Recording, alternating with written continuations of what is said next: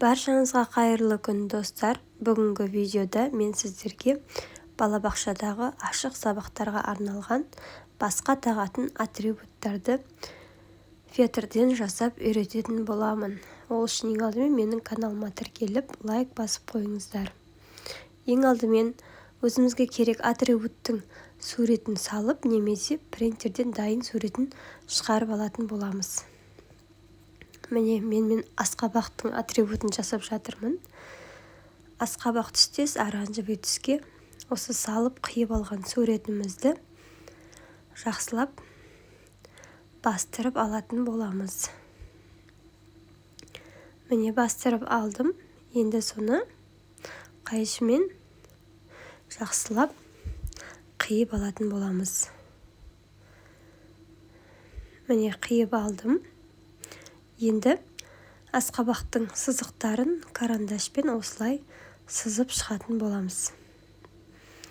Және сұр фетрдан асқабақтың сабағын және жасылдан жапырағын қиып алатын боламыз. Барлығын дәл суреттегідей етіп қиып дайындап жабыстырып алатын боламыз.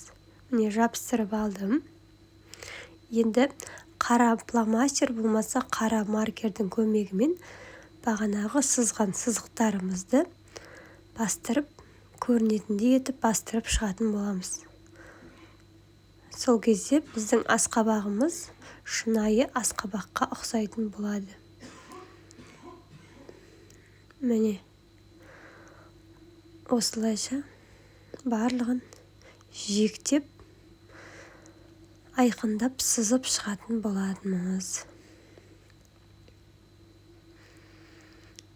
Жиегінде сызып шықсаңыздар, ап-анық болып, әдемі болып көрініп тұрады. Міне, осылай асқабағымызды дайындап алдық.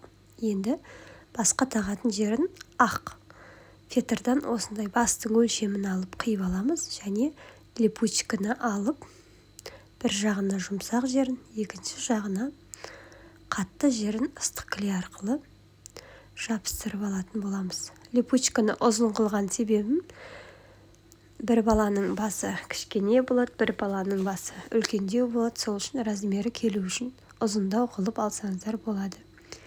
Енді қақ ортасына бағанағы дайындаған асқабағымызды ыстық клей арқылы жабыстыратын боламыз. Жабыстырдық. Енді көзін, құлағын, мұрын салсаңыздар болады. Міне, осылай әдемі атрибут дайын болады. Назарларыңызға рахмет.